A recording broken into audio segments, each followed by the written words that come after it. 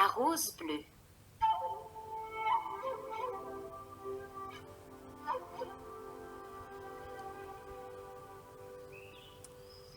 Une jeune princesse possédait toutes les qualités que l'on put désirer.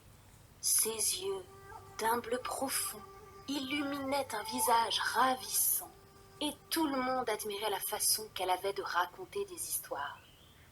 Sa mère était morte à sa naissance, et son père l'adorait et ne lui refusait rien. La princesse, cependant, avait un défaut. Se considérant comme une personne parfaite, elle exigeait que tout autour d'elle le fût également. Elle n'hésitait pas à jeter un gâteau si les fraises qui l'ornaient n'étaient pas toutes exactement de la même taille et de la même couleur. Évidemment, aucun prétendant ne trouvait grâce à ses yeux.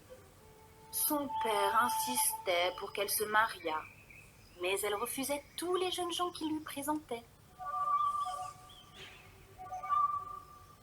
Un jour qu'il la suppliait de nouveau, elle lui promit qu'elle épouserait celui qui lui apporterait une rose bleue.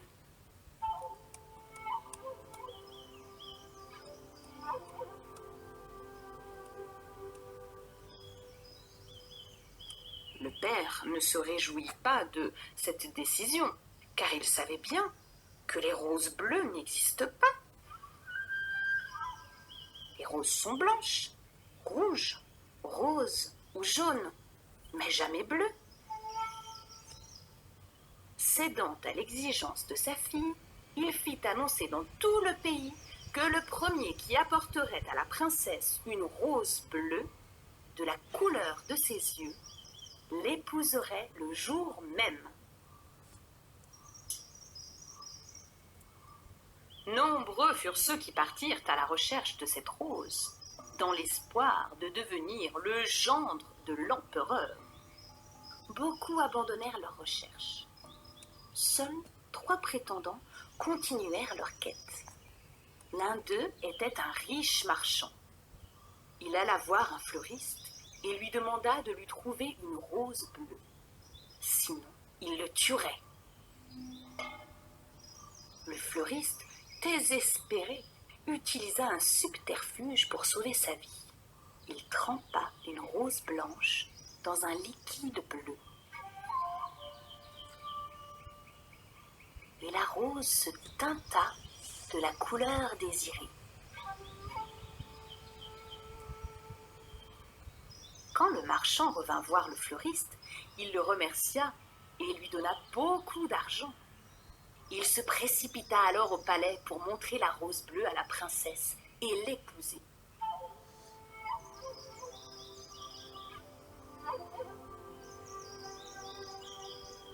Le roi se réjouit à la vue de la fleur et dit à sa fille : « Tu dois tenir ta promesse. Tu as la rose bleue que tu souhaitais. Nous allons préparer le mariage. » Sa fille, cependant, avait deviné la ruse et répondit à son père : « Comment avez-vous pu vous laisser aussi facilement tromper ? Cette rose n'est bleue que parce qu'elle a été teintée. Ce n'est pas sa couleur d'origine. » Elle demanda qu'on apporte un oiseau. Lorsque celui-ci se posa sur la rose, il mourut instantanément, tué par le poison qui avait servi à colorer la fleur. Le deuxième prétendant était un militaire qui se rendit dans la région des 5 fleuves, célèbre pour ses diamants. Il examina de nombreuses pierres précieuses et finit par trouver un très gros saphir bleu. Il l'acheta et le porta à un joaillier pour le faire tailler en forme de rose. Quand l'empereur vit le bijou, il le trouva magnifique et fut persuadé que sa fille accepterait de se marier avec ce militaire. Son père alla la chercher et lui dit : « Tu dois tenir ta promesse. Tu as la rose bleue que tu souhaitais. Nous allons préparer le mariage. »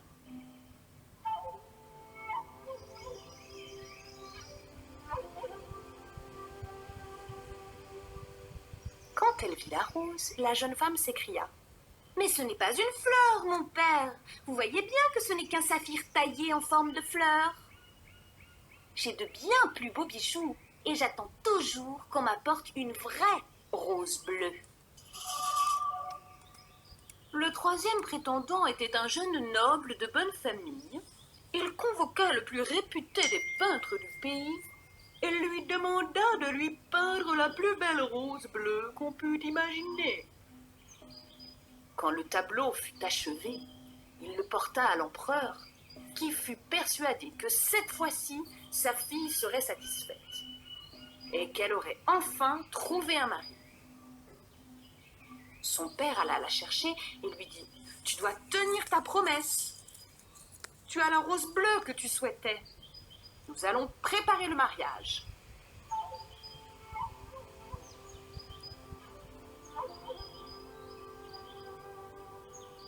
La princesse répondit qu'elle voulait une rose vivante, et non une image, aussi belle soit-elle. Le dernier prétendant fut donc refusé, comme tous les autres. Un soir d'été, qu'elle admirait le coucher du soleil, elle entendit un poète chanter. C'était un beau jeune homme, à la voix douce et harmonieuse. Elle descendit à sa rencontre. Elle s'éprit de lui. Mais quand il lui dit qu'il souhaitait l'épouser, elle lui répondit « Hélas, j'ai juré que je n'épouserais que celui qui serait capable de me rapporter une rose bleue. Et jusqu'à présent, personne ne m'y est parvenu. Moi, j'y parviendrai. » Ce n'est pas difficile. Il y a partout des roses bleues. Le lendemain, il arriva au palais avec une rose de couleur crème. Il la présenta à l'empereur qui se moqua de lui. Il fit néanmoins appeler sa fille et lui dit « Voilà ma fille, un poète qui prétend avoir trouvé une rose bleue. » À sa grande surprise, il entendit sa fille répondre « Mais oui, mon père, elle est bleue. »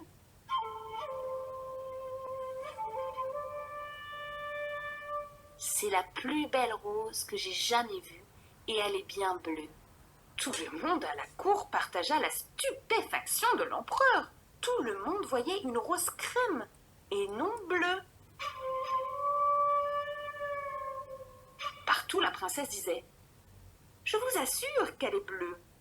C'est vous qui ne voyez pas.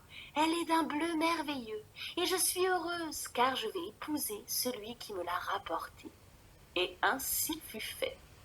La princesse fut très heureuse et perdit l'habitude de rechercher en permanence la perfection.